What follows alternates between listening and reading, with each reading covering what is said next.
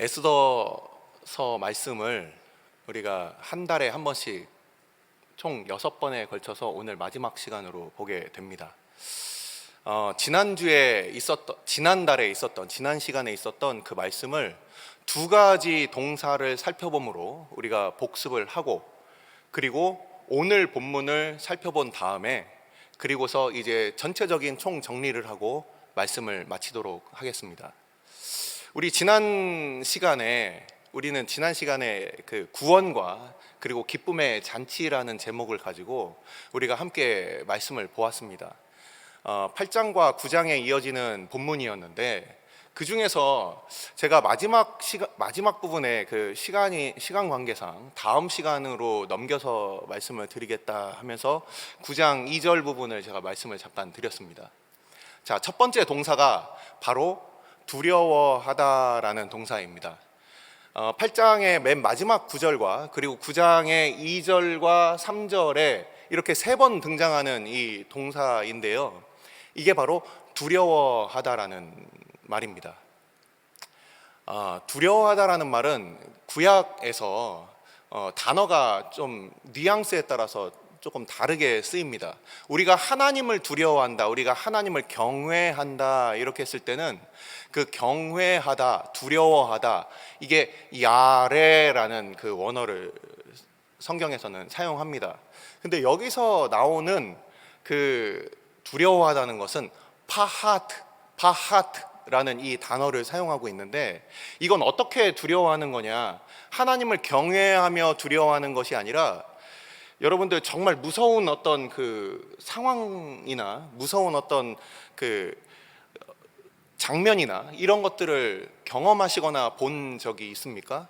그러면은 모골이 송연해진다고 우리가 표현을 하는데, 머리부터 발끝까지 어떤 그 팔과 다리에 그렇게 소름이 끼치는 그런 무서운 상태를 경험해 보셨습니까? 공포라고 하죠. 이 공포라는 그 단어가 바로 이 단어입니다. 8장 마지막 9절과 그리고 9장 2절과 3절에 이 단어가 사용됐는데 어떤 내용 가운데 사용되었습니까? 우리가 이 본문을 보면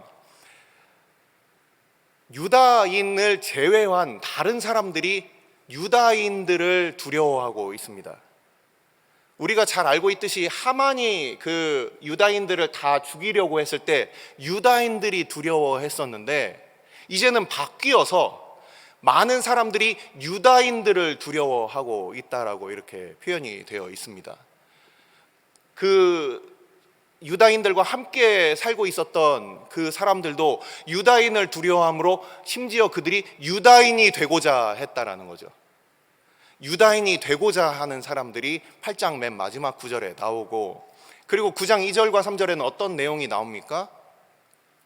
바로 이전에 모르드게를 그렇게 참소했던 그런 주변의 관리들 뿐만 아니라 고관들까지도 다 같이 모르드게와 그리고 유다인들을 두려워함으로 그들이 도와주고 있는 장면을 우리가 보게 됩니다.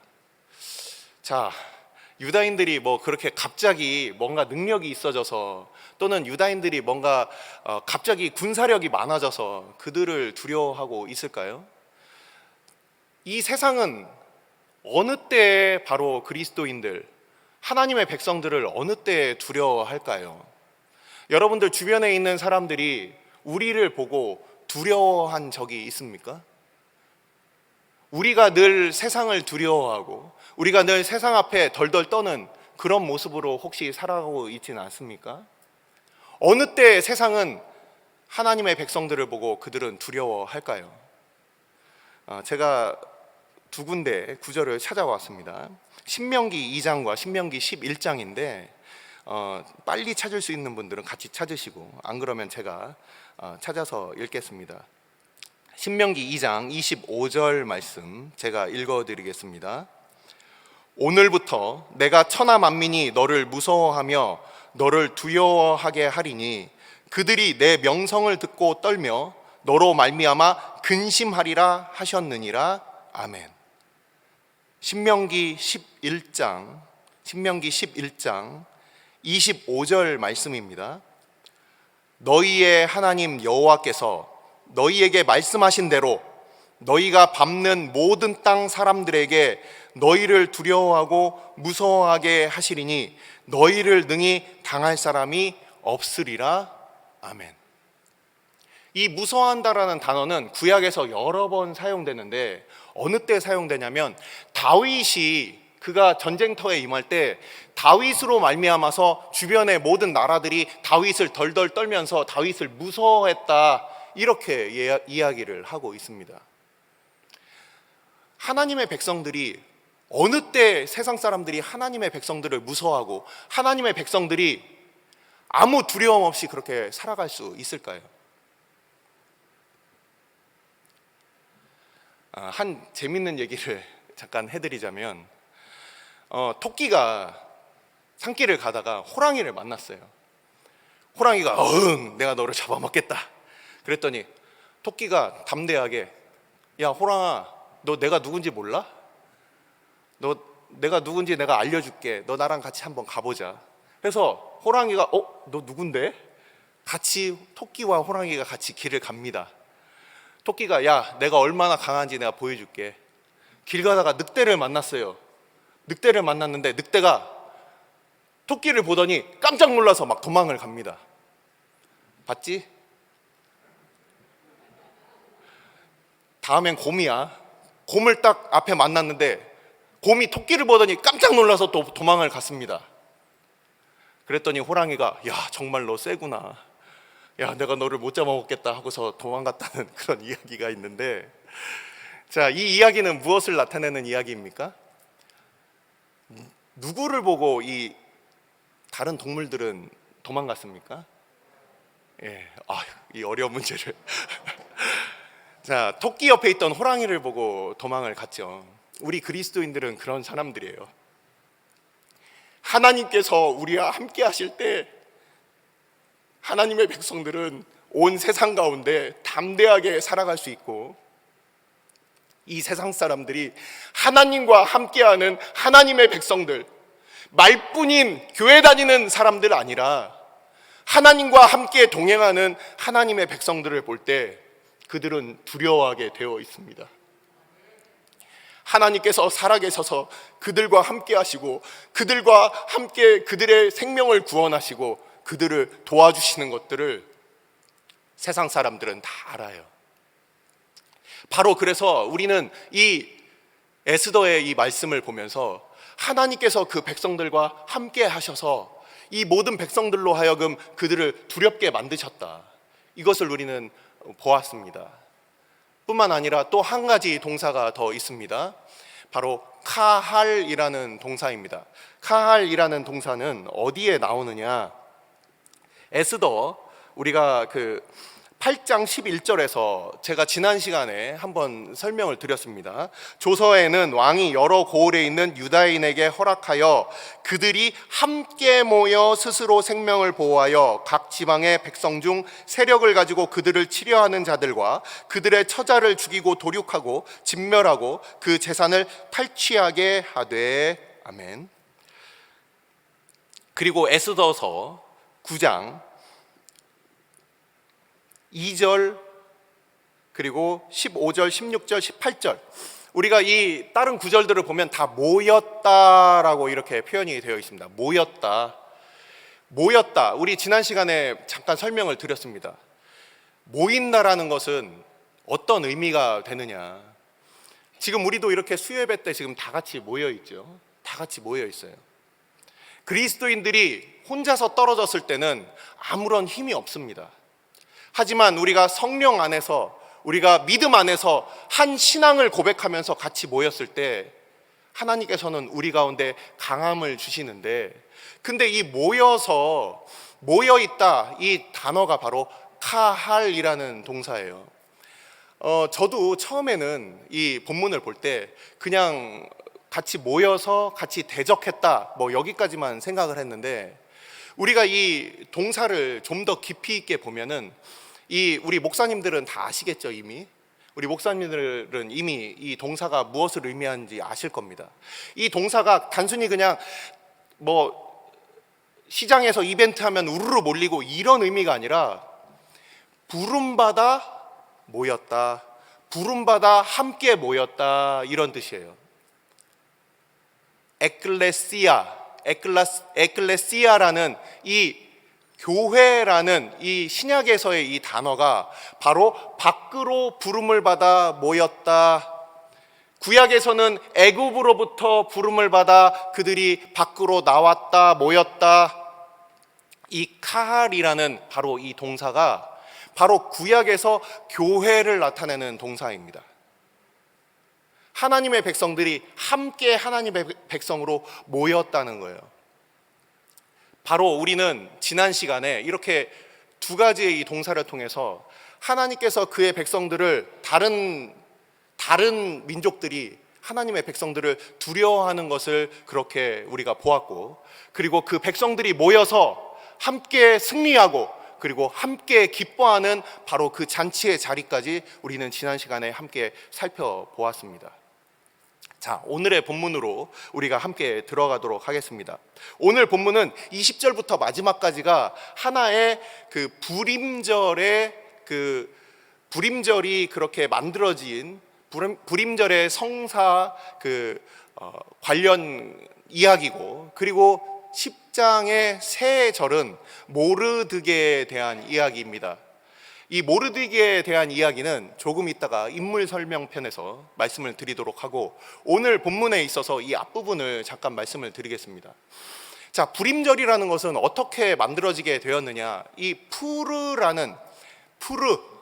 우리 개역개정 성경에는 부르라고 되어 있는데, 이 부르라고 하는 것이 바로 이 아카드어에서 나온 이 제비라는 뜻이에요. 오늘 본문에서 보시면은 제비를 뽑았다라고 이렇게 표현이 되어 있는데, 이 제비를 뽑았다라는 표현이 3장에서는 던졌다, 그리고 이 뽑았다라고 표현되어 있는 이 단어가 원어에서는 마찬가지로 아래로 던졌다, 이런 뜻으로 되어 있어요.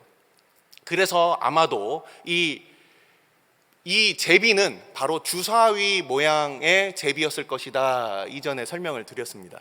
기억나십니까? 이 부르라는 그 제비를 가지고서 던져서, 그래서 원래는 그 정해진 날이 바로 아다르 월 13일이었습니다.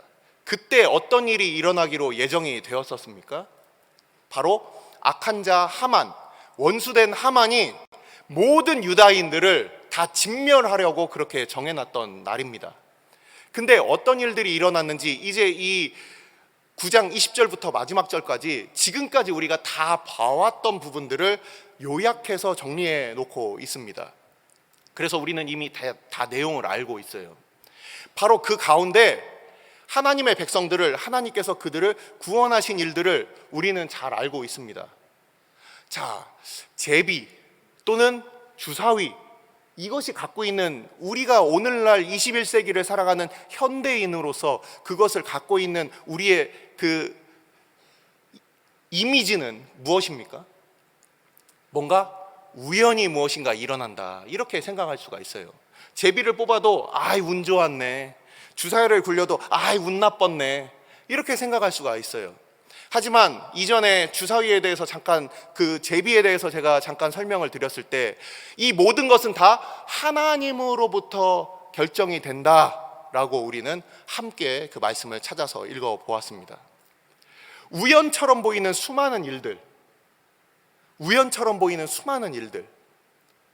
우리는 그 가운데 도대체 이 사건이 왜 일어나느냐, 이 사건은 어떤 의미가 있느냐를 우리는 그렇게 궁금해하면서 살아가고 있어요. 도대체 이 일들은 왜 일어날까? 오늘 이 일은 왜 나에게 일어났을까? 우연일까? 우리가 좋은 일이 일어나면 많은 사람들이 이렇게 얘기를 합니다. 이전에 설교에서도 한번 말씀을 드렸어요. 아, 다행이다. 아, 다행이야. 그리고 안 좋은 일이 일어나면 그때는 하나님 왜 나한테 이러세요?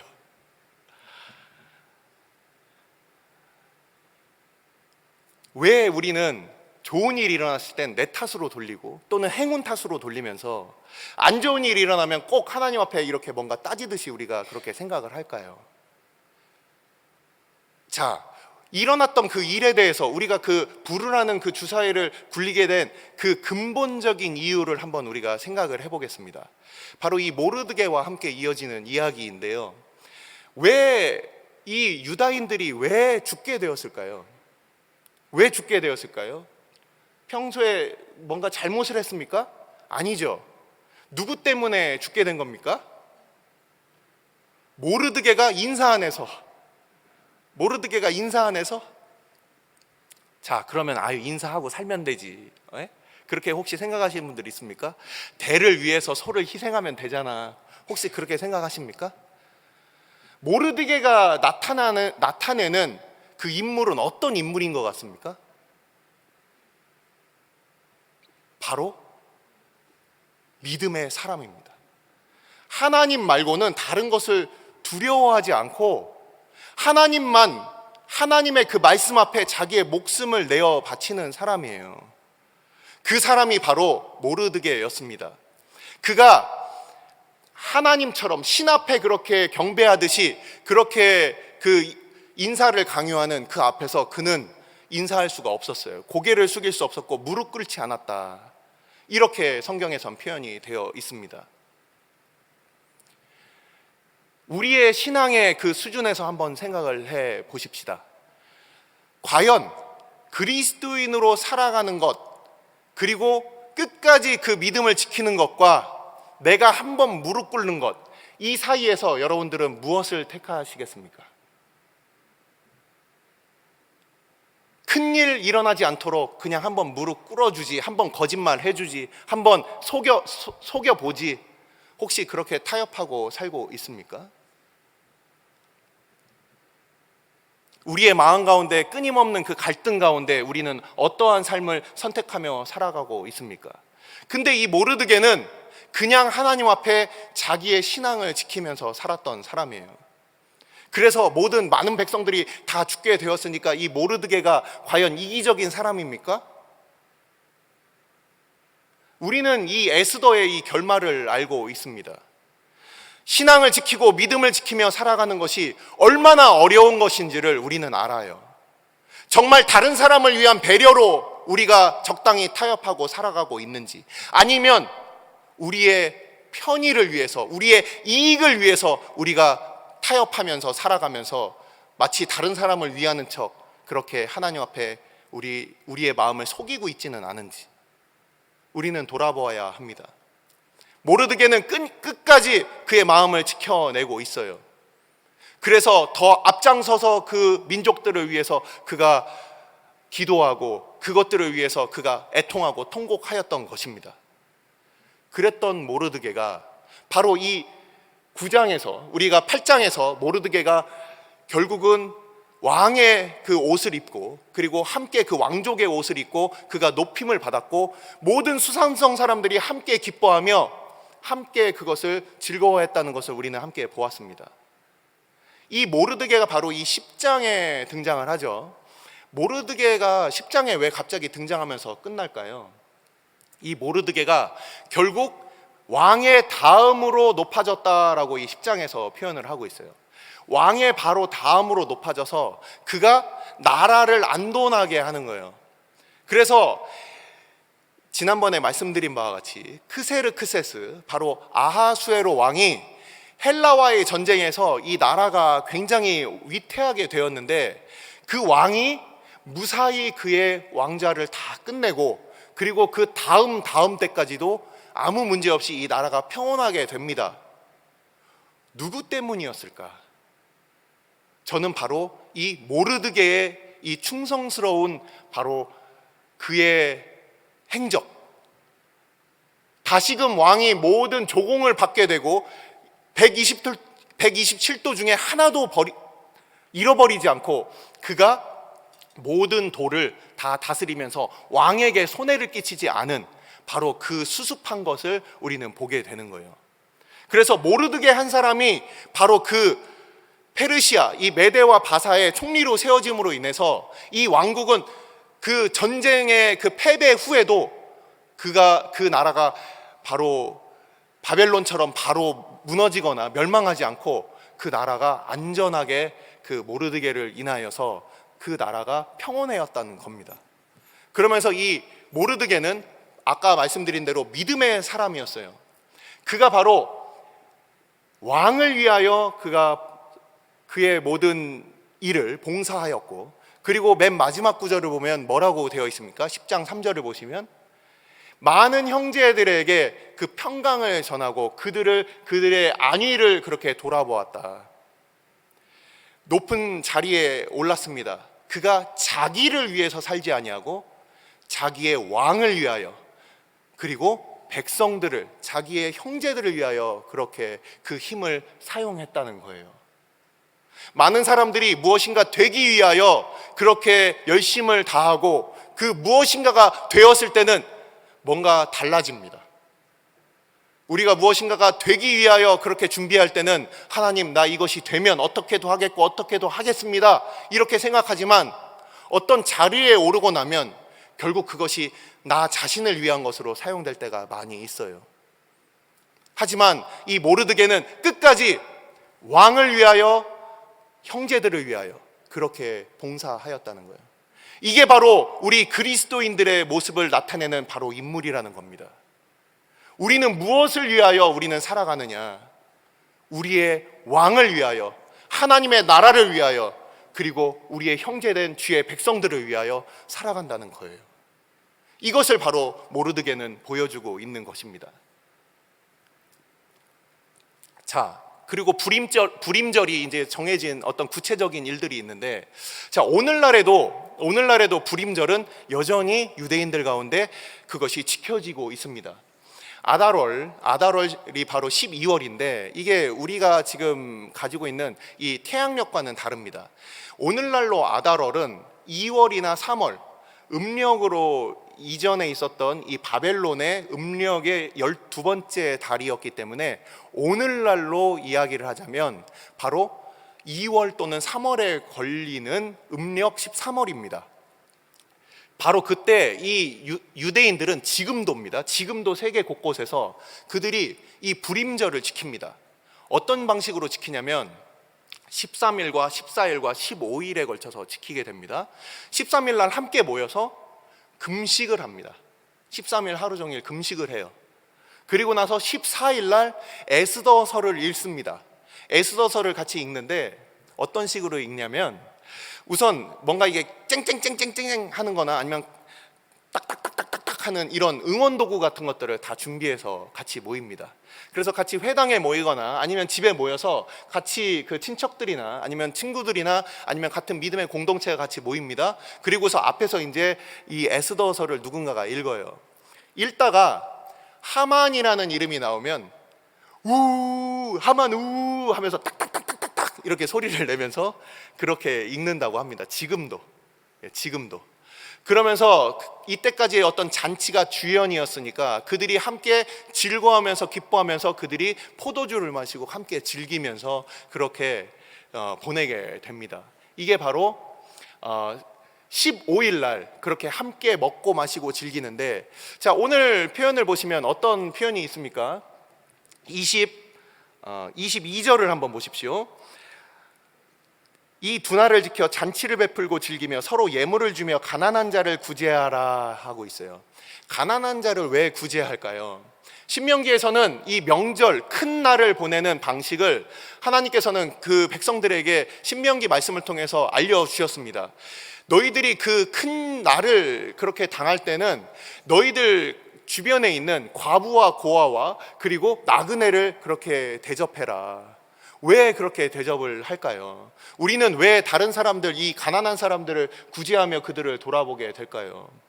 우리가 다 같이 기뻐할 때, 다 같이 음식을 먹고, 다 같이 함께 그 음식을 먹고 마시면서 같이 즐거워할 그 자리에 아무 힘도 없고, 그리고 아무런 그 능력도 없는 사람들은 먹고 마실 게 없는 거예요. 그렇기 때문에 그들에게 그 먹을 것과 함께 그 기쁨의 잔치에 참여할 수 있는 그 준비를 그 사람들이 그것을 도와준다라는 겁니다. 그래서 이 잔치는 우리만의 잔치가 아니라 바로 다 함께 내 주변에 있는 이 공동체가 함께 기뻐하는 그 잔치로 이것을 준비하게 하신다는 거예요. 그래서 이 조서에 이렇게 쓰여서 모든 사람들이 그렇게 다른 가난한 사람들한테 이 예물을 나눠줌으로 인해서 함께 기뻐해라, 이 뜻을 가지고 있는 것입니다. 이것이 바로 오늘날의 유대인들도 똑같이 하고 있어요. 이 15일이 되면은 그러면 함께 먹고 마시고 즐기는데, 그때 가난한 자들에게 이렇게 선물을 주고 구제를 하게 됩니다. 이게 오늘날까지도 이어지고 있는 거예요. 이 당시로부터 무려 2500년이 지났는데도 지금까지도 그 일을 하고 있습니다.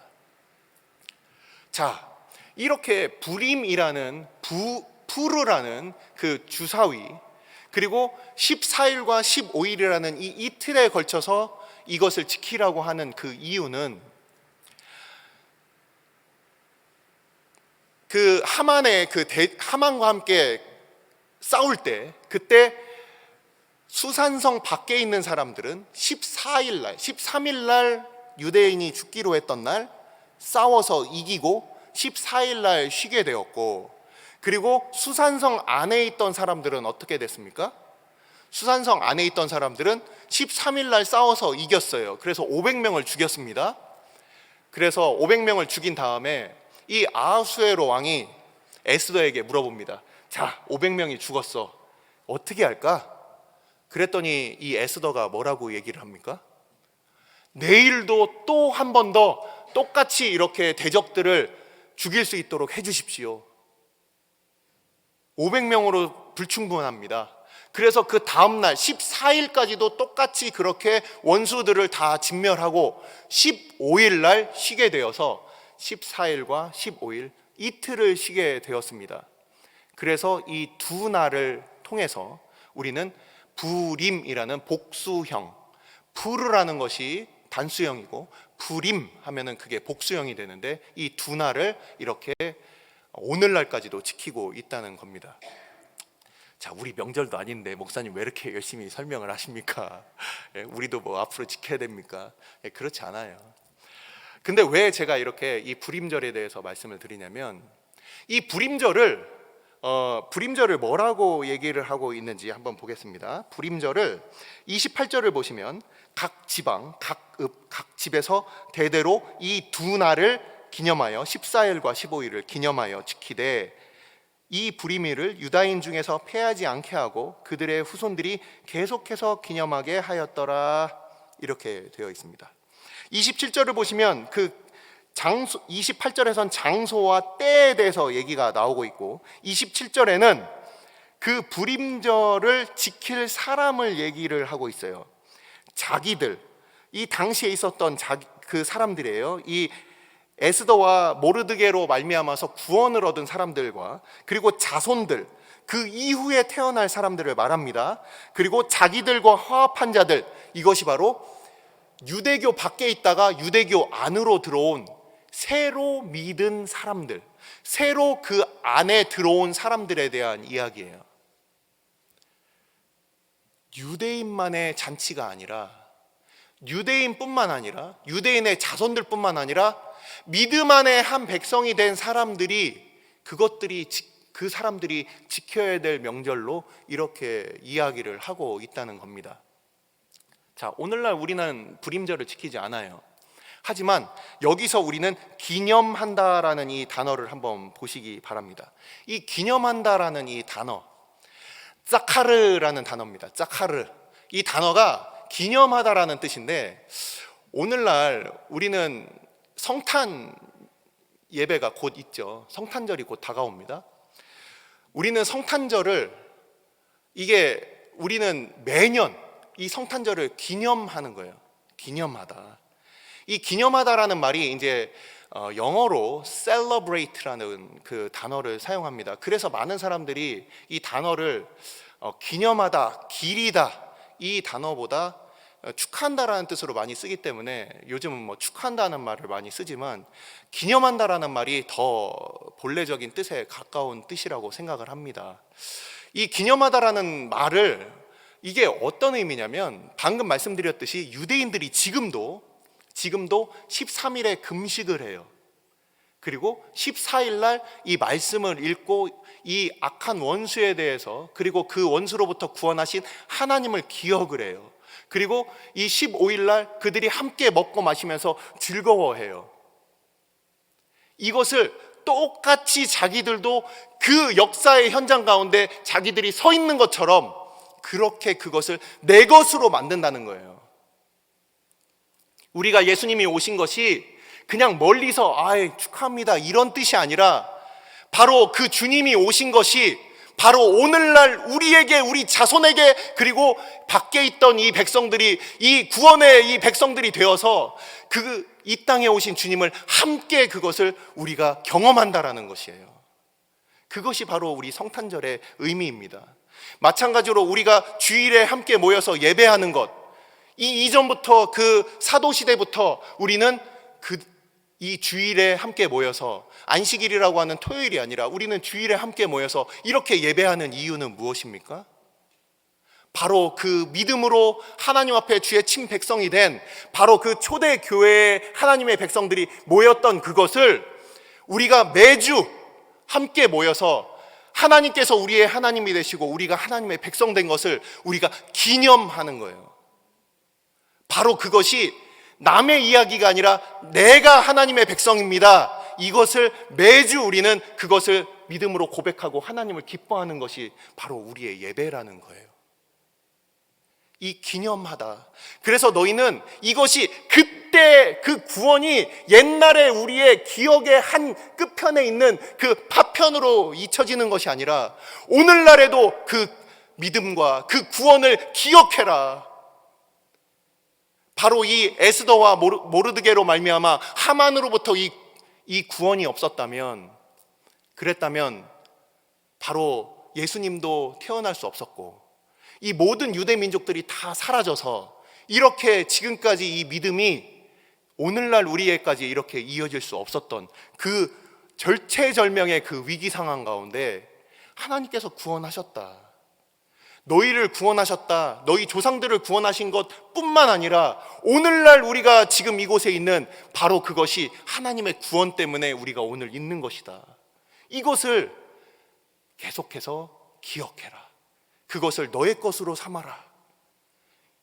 단순히 그냥 1년에 한 번 똑같은 행사가 돌아와서 그냥 지나치고 우리가 그냥 그 아무 의미도 없이 이유도 모르고 그냥 그렇게 깔깔대고 호호 하하 하고서 끝나는 그런 명절이 아니라, 바로 그때 그 구원이 바로 오늘날 우리 가운데 있는 것이고 바로 우리 자손들과 새로 믿는 하나님의 믿음의 백성들 가운데 있게 되는 것이다. 그것을 우리에게 알려준다라는 것이에요. 이 불임절은 이렇게 13일, 14일, 15일 이렇게 3일에 걸쳐서 그렇게 오늘도 유대인들 가운데는 이어지고 있어요. 자, 이제 에스더에 대해서 말씀을 드리고 그리고 에스더서를 이제 문을 닫도록 하겠습니다. 에스더는 여인이었습니다.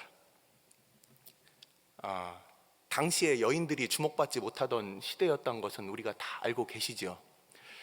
불과 몇백 년 전에 조선 사회도 그랬고 이 세상에 지금도 여성들이 전혀 존중받지 못하는 그런 나라들 소식들을 우리는 뉴스를 통해서 듣게 됩니다. 근데 하나님께서는 아주 특별한 구원의 그 길목마다 여성들을 사용하셨어요. 라합도 그랬고 그리고 룻도 그랬고 에스더도 마찬가지입니다. 가장 연약하고 가장 아무도 알아보고 돌아보지 않는 그런 사람들을 통해서 하나님께서는 그 구원의 큰 그림을 주님께서는 준비시켰습니다. 이 에스더는 그 두 번째 시간에 말씀드린 바와 같이 이 에스더는 굉장히 그 입체적인 인물이었어요. 그냥 단순히 그냥 얼굴이 이쁘고 아름다운 사람이 아니었다라는 것이죠. 제가 그때 어디까지 말씀을 드렸습니까? 에스더는 아름다웠다, 그러면서 겸손했다, 그리고 지혜로웠다. 여기에 더해서 저는 오늘 두 가지를 더 말씀을 드리려고 합니다. 에스더는 단지 아름다운 것이 아니었고 그는 겸손했으며 그리고 지혜로웠으며 거기에 더해서 우리는 그 4장 마지막에서 두 번째 구절을 보시면 거기에 죽으면 죽으리라 라는 그 말을 하면서 그가 자기의 그 왕 앞에 나아가는 그 결심을 이야기하는 장면을 우리는 함께 살펴보았어요. 아바드티 아바드티, 죽으면 죽으리라 라는 그 강조된, 이 두 번에 걸쳐서 이 강조된 이 결단을 우리는 함께 보았습니다. 이 결단, 나의 목숨을 걸고 백성들을 구하기 위하여 나아가는 모습을 통해서 우리는 희생하는 모습을 봅니다. 백성들을 위하여 그가 죽고 백성들을 살리는 그 희생의 모습을 보게 되는 거예요. 그리고 오늘 말씀 잠깐 드린 바와 같이 처음에 13일 날 그 백성들 가운데 원수들에게 죽이는 바로 그 일이 있었어요. 자, 12절과 13절을 한번 보시겠습니다. 에스더 9장 12절 13절. 왕이 왕후 에스더에게 이르되 유다인이 도성 수산에서 이미 500명을 죽이고 멸하고 또 하만의 10 아들을 죽였으니 왕의 다른 지방에서는 어떠하였겠느냐? 7만 5천 명이 죽었습니다. 127도로 나누면 대략 평균 590명 정도가 죽었어요. 이제 그대의 소청이 무엇이냐? 곧 허락하겠노라. 그대의 요구가 무엇이냐? 또한 시행하겠노라 하니 13절 말씀입니다. 에스더가 이르되 왕이 만일 좋게 여기시면 수산에 사는 유다인들이 내일도 오늘 조서대로 행하게 하시고 하만의 10 아들의 시체를 나무에 매달게 하소서 하니. 에스더가 그냥 얌전 빼고 좋은 옷 입고 왕좌에 앉아있는 그런 이미지가 아니라 마치 갑옷을 입고 맨 앞장서서 그 전투를 지휘하는 아주 용맹스러운 모습처럼 우리는 보게 됩니다. 그래서 에스더는 단순히 그냥 아름다운 여인이 아니라 아름답고 겸손하고 지혜롭고 그리고 희생하며 백성들을 위하여 희생하며 그리고 용기 있게 용맹스럽게 맨 앞장서서 나가는 그런 장수의 모습을 보여준다라는 겁니다. 이 모습은 누구에게서 여러분들은 찾아볼 수가 있습니까? 아름다우시고 겸손하시고 지혜로우시고 백성들을 위하여 죽으시고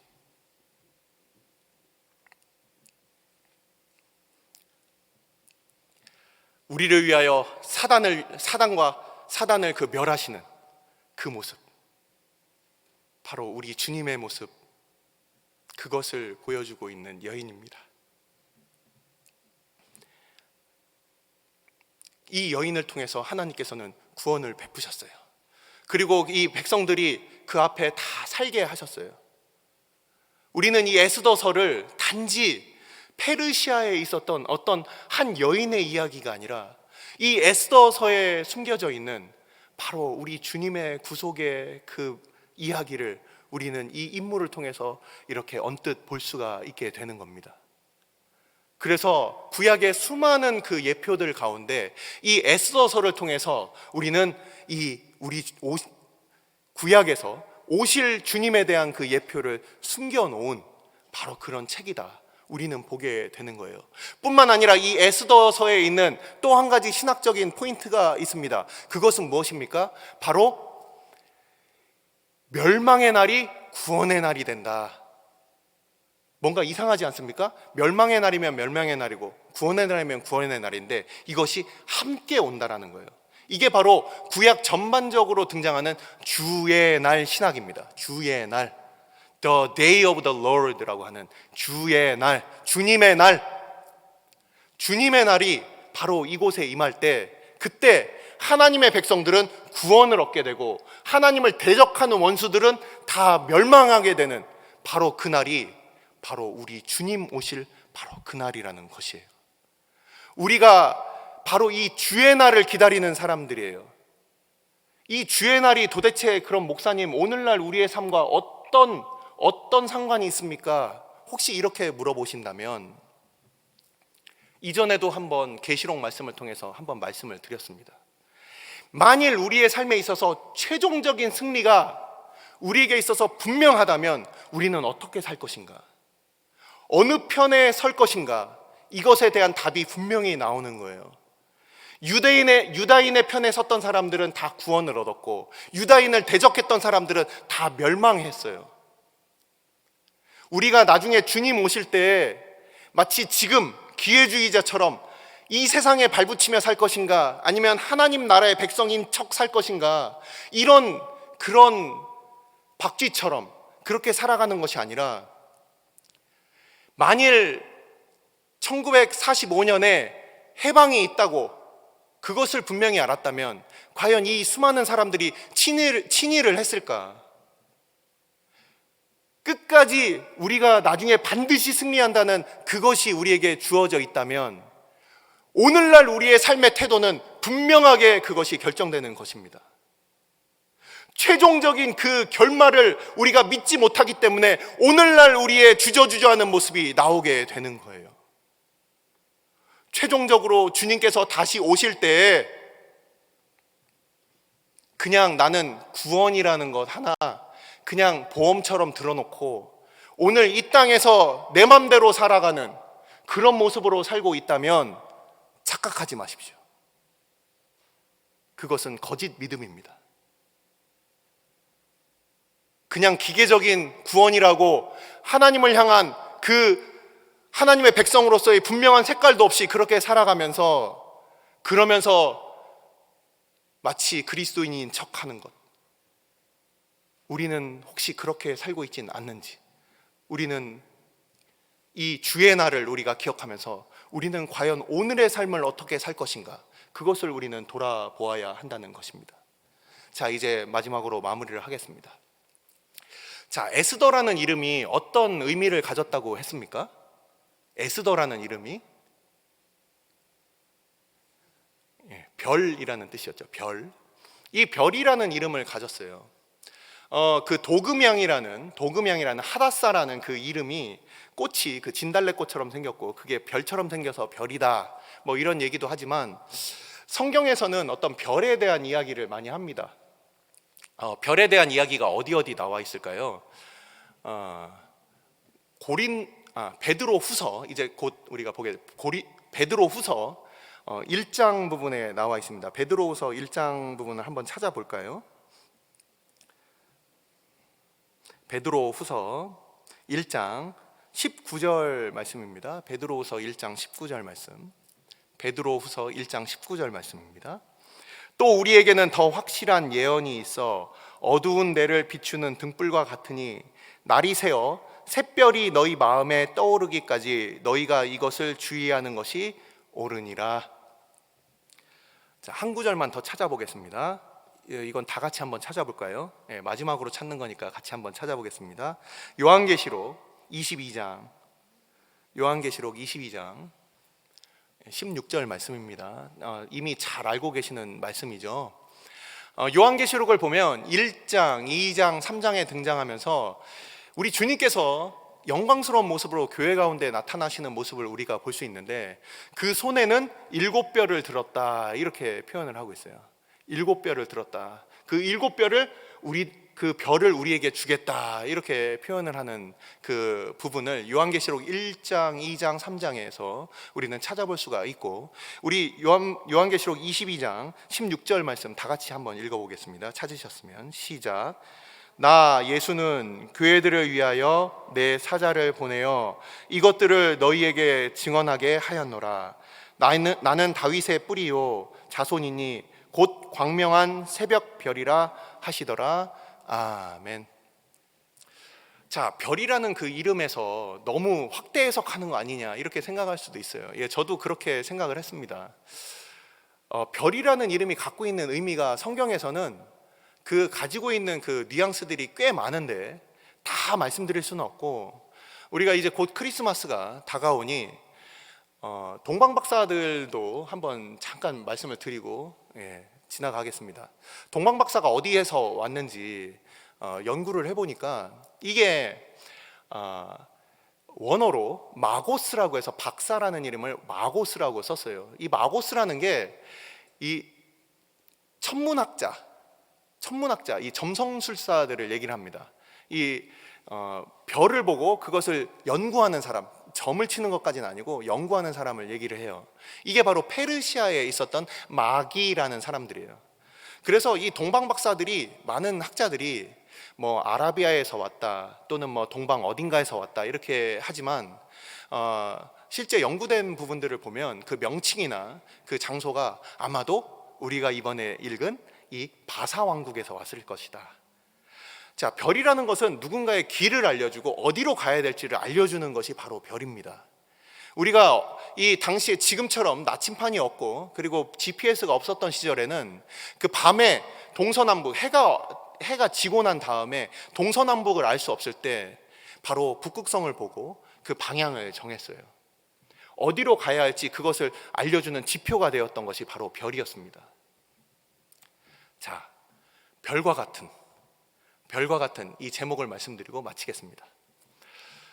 우리는 지금까지 6개월 동안 이 에스더서를 보면서 이 에스더라는 그 인물, 이 백성들을 구원으로 인도했던 이 인물을 우리는 보고 이 인물을 통하여서 우리는 바로 오실 주님을 또한 우리는 본다. 뭐 지금 이렇게 찾아봄으로써 알 수가 있습니다.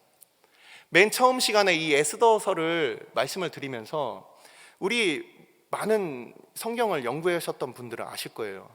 에스더서에는 뭐가 안 나온다고요?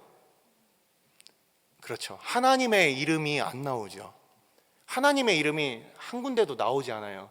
그래서 뭐 저자가 조금 까먹었나 이렇게 생각할 수 있어요. 근데 이 모르드게가 에스더에게 이 왕에게 나아가서 요청해라, 이것을 얘기하는 이 사장을 보시면 이렇게 표현이 되어 있어요. 사장에 뭐라고 되어 있냐면, 정확하게 제가 읽어드리겠습니다. 이때 내가 만일 잠잠하여 말이 없으면 유다인은 다른 데로 말미암아 노임과 구원을 얻으려니와 너와 내 아버지 집은 멸망하리라. 내가 왕후의 자리를 얻은 것이 이때를 위함이 아닌지 누가 알겠느냐 하니, 다른 데로라고 이렇게 표현을 하고 있어요. 하나님이라는 이름을 굳이 안 쓰고 있어요. 이 얘기는 숨겨놨다는 말이에요. 에스더서가 그냥 단순히 하나님이란 말이 안 나오는 수준이 아니라 일부러 숨겨놓았다. 우리는 교회에서 하나님에 대해서 이야기를 할 때 어떻습니까? 하나님 너무 많이 듣습니다. 믿음 너무 많이 듣습니다. 은혜 이제는 귀에 딱지가 앉을 정도입니다. 그렇게 말은 많이 하지만 실제 우리의 삶 가운데 오히려 더 많은 다툼이 있고 더 많은 고민이 있고 그렇게 우리가 살아갈 수도 있어요. 눈에 보이는 것들이 너무 많아서, 예배가 때로는 너무 많아서 야, 도대체 언제 무슨 말씀을 했지? 기억조차 안 나는 그런 분들도 혹시 계실 겁니다. 하지만 지금도 캄캄한 곳이 있어요. 일부러 하나님의 이름은 다 숨겨 놓아서 나의 삶 가운데 교회 밖으로만 나가면 가정에서, 학교에서, 직장에서, 군대에서, 선교지에서 전혀 하나님의 그 이름을 찾아볼래야 찾아볼 수 없는 곳이 있다라는 겁니다. 그곳에서는 너무나도 삭막하고 캄캄하고 막막하여서 어디로 가야 될지도 모르는 그런 때가 있어요. 그냥 내가 내 믿음으로 살아간다는 것이 때로는 너무 짐스러운 그런 경험들을 해보시지 않았습니까? 바로 그렇게 아무것도 보이지 않는 이 캄캄한 그런, 바로 그때 하나님께서는 도대체 어디 계실까? 하나님의 이름을 도대체 내가 어디서 찾을 수가 있을까? 나의 가장 고민되고 가장 슬퍼하고 죽음이 바로 내 앞에 나를 그렇게 죽이려고 하는 바로 그런 시공간 가운데 말입니다. 이 에스더서는 철저히 일부러 숨겨놓았다. 왜냐? 남들이 얘기해 주는 것, 은혜 받으세요, 하나님이 살아계십니다, 이것이 아니라 믿음으로 살아가는 주의 백성들이 우리의 삶 가운데 정말 모든 그 세세한 부분까지 바로 이 아하수에로 왕이 잠을 못 드는 것까지도, 그리고 그 우연히 그렇게 듣게 되는 그 반역의 음모까지도, 그리고 그 마침 하만이 와서 그를 높이는 장면까지도, 모든 것이 다 우연처럼 보여서 야 다행이다 하고 이렇게 믿음 없이 살아가는, 바로 그렇게 살아가는 우리의 일상 가운데 하나님께서는 일부러 이 모든 것을 내가 다 하고 있어, 이 세상에 우연이 하나도 없어, 우리에게 일어나는 이 모든 것들 하나님께서는 심지어 모르드게의 그 신앙으로 인해서 모든 그의 민족이 다 멸망될 것 같은 그것까지도 사용하셔서 하나님은 오히려 더 영광스럽게 그의 백성들을 인도하신다. 그것을 우리는 이 에스더서에서 보게 되는 거예요. 아무것도 보이지 않습니까? 아무것도 보이지 않습니까? 캄캄한 밤길을 걸어가고 있습니까? 하나님의 이름이 더 이상 보이지 않아서 마치 안 계신 것처럼 우리가 혹시 우리의 믿음이 흔들리고 있습니까? 하나님께서는 일부러 그런 시간들을 다 사용하셔서 오히려 그 캄캄한 가운데 이 에스더를 그렇게 빛나게 하시고, 모르드게의 그 믿음을 빛나게 하시고, 캄캄할 때 하나님의 그 말씀이 우리에게 있어서 빛나게 하시고, 그리고 최종적으로 그 백성들에게 그 기쁨의 자리에 빛을 주시는 것입니다. 지금도 혹시 아직도 나의 인생 가운데 하나님께서는 과연 역사하고 계시는가? 이것 때문에 마음에 불안함과 어려움이 있는 분들이 있습니까? 왜 하나님께서는 나의 이 삶 가운데 그것을 숨겨 놓으셨는가? 믿음을 통하여 그것을 발견해라. 하나님이 이 에스더서에 충만하시다. 우연이 아니다. 하나님께서 그의 백성들을 하나부터 열까지 다 돌보신다.